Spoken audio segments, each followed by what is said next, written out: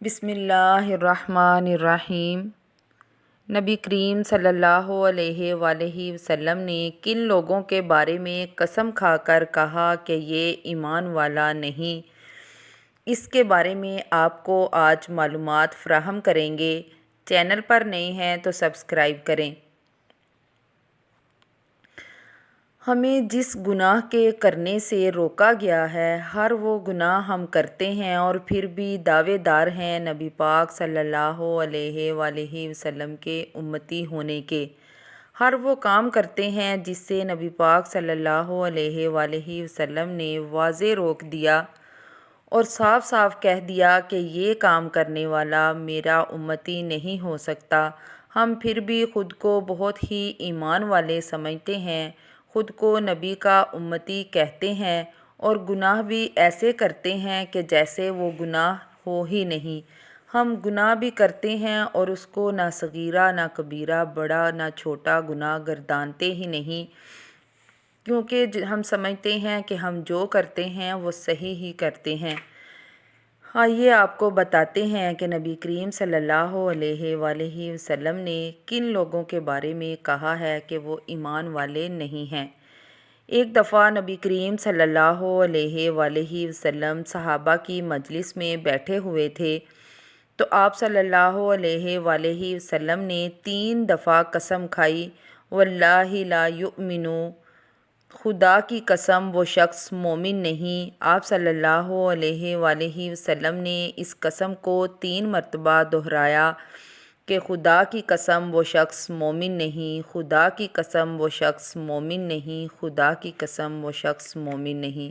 ہم تصور نہیں کر سکتے کہ صحابہ کیسے لرز گئے ہوں گے، کیسے کانپ اٹھے ہوں گے کہ کون بدبخت ہیں وہ جن کے بارے میں آپ صلی اللہ علیہ وآلہ وسلم نے یہ قسم کھائی ہے۔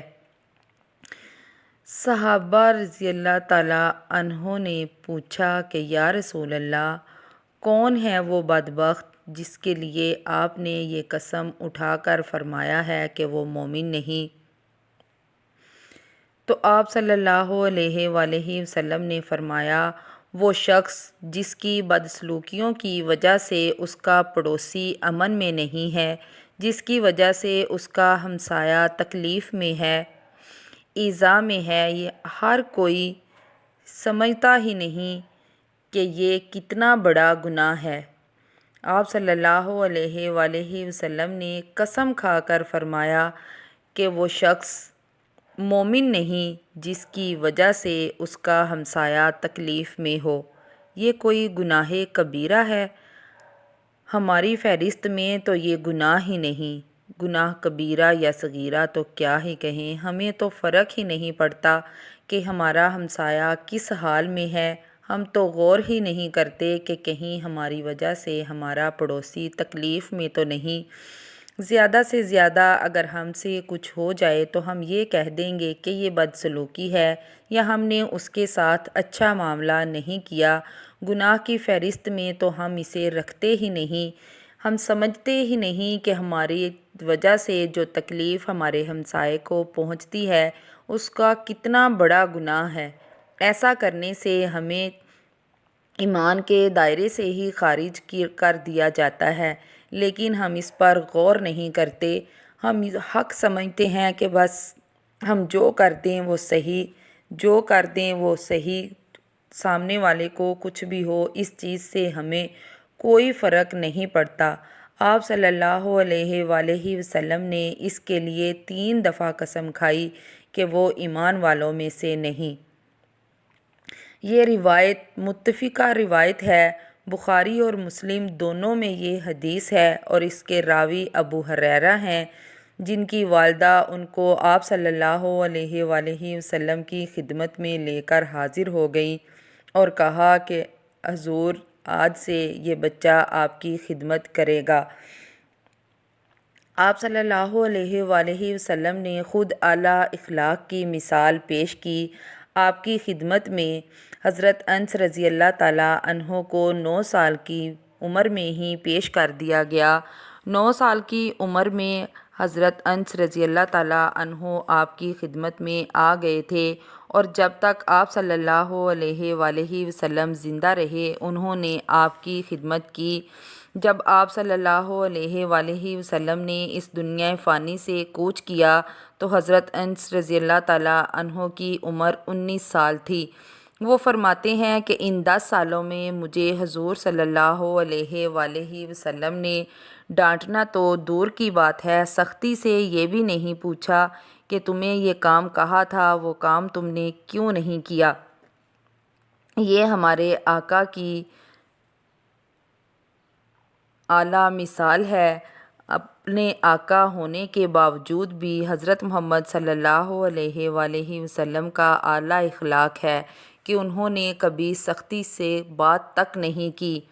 ایک صحابی کہتے ہیں کہ شاید ہی کبھی ایسا ہوا ہو کہ آپ صلی اللہ علیہ وآلہ وسلم نے خطبہ دیا ہو اور اس میں یہ الفاظ نہ کہے ہوں۔ جب بھی آپ نے خطبہ دیا آپ نے ایسا ضرور کہا کہ جس میں امانت داری نہیں اس میں ایمان نہیں، جو ایماندار نہیں اس کا کوئی ایمان نہیں، جس میں ایفائے عہد نہیں اس کا کوئی دین نہیں۔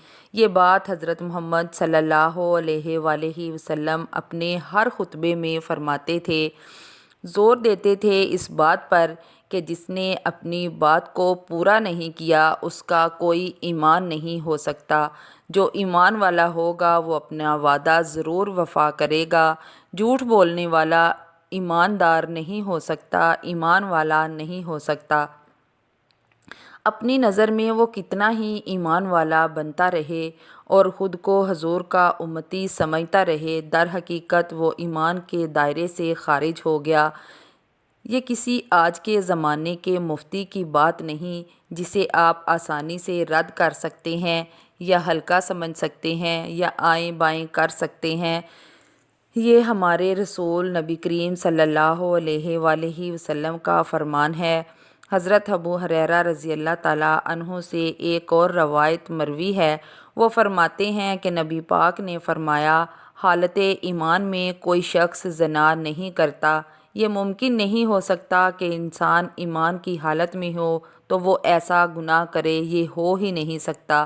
اگر کوئی شخص ایسا کرتا ہے تو اس کا ایمان ایمان ہی نہیں، ایمان ہو اور وہ ایسا کرے یہ نہیں ہو سکتا۔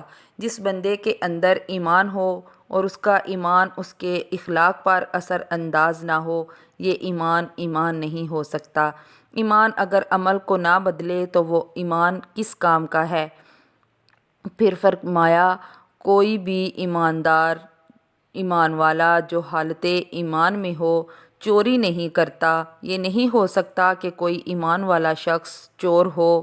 کوئی شرابی ہو تو وہ ایمان والا نہیں ہوگا، کیونکہ ہو ہی نہیں سکتا جس شخص کے پاس ایمان قلبی ہو وہ ایسا کام کرے۔ ایسے کام کرنے والا کبھی بھی ایمان والا نہیں ہو سکتا۔ جو یہ کام کرے اس میں ایمان نہیں ہو سکتا۔ کوئی مومن شرابی نہیں ہو سکتا۔ لوگ ان کاموں کو قانون کی خلاف ورزی سمجھتے ہیں کہ یہ ہمارے ملک میں لا ہے کہ شراب نہیں پینی، یہ قانون کی نہیں ایمان کی خلاف ورزی ہے۔ یہ اس ایمان کی بات ہو رہی ہے جو قلبی ایمان ہوتا ہے، یہ وہ والا ایمان نہیں جو آج کل کے مسلمان ٹیگ کے طور پر استعمال کرتے ہیں۔ خود پر ٹیگ لگایا ہوا ہے کہ ہم مسلمان ہیں، پھر بھی ہر گناہ کرتے ہیں اور دعویٰ کرتے ہیں کہ ہم نبی کے امتی ہیں۔ جب ایمان دل سے نکل جاتا ہے تو یہ گناہ ہو سکتے ہیں ورنہ یہ گناہ نہیں ہو سکتے۔ جب ایمان ہی نہیں رہا تو امتی کیسے ہو سکتے ہیں؟ کوئی بھی گناہ ایمان کے رہتے نہیں ہو سکتا۔ جب تک ایمان انسان کے اندر زندہ رہتا ہے انسان گناہ نہیں کر سکتا۔ اپنے ایمان کو خود درست کیجیے۔ ہمیں اپنے ایمان کو درست کرنے کی ضرورت ہے۔ جس ایمان کو لے کر ہم جی رہے ہیں یہ ایمان حقیقی ایمان نہیں، یہ وہ ایمان نہیں ہے جو ہمیں گناہ سے بچاتا ہے اور نبی کی امتی کہلانے کا حق دیتا ہے، دوسروں کے ساتھ زیادتی کرنے سے روکتا ہے۔ حقیقی ایمان وہی ہے جو ہمیں اندر سے جھنجھوڑ کر رکھ دے، جو ہمارے اعمال کو بدل دے، جو ہمیں بدل دے، جو ایمان ہمیں بتائے کہ ہم یہ گناہ کر رہے ہیں، ہم وہ ایمان ہی ایمان ہے جو ہمیں ہر گناہ کرنے سے پہلے ہمیں بتا دے کہ یہ گناہ ہے، ہم حالت ایمان میں یہ گناہ نہیں کر سکتے۔ خود غور کریں اور اپنے اندر سے ان چیزوں کو نکال کر پھینک دیں، پھر ہی ہم محمد صلی اللہ علیہ وآلہ وسلم کے امتی کہلانے کے حقدار ہوں گے۔ ملیں گے انشاءاللہ اگلی ویڈیو میں، تب تک کے لیے اللہ حافظ، دعاؤں میں یاد رکھیے گا۔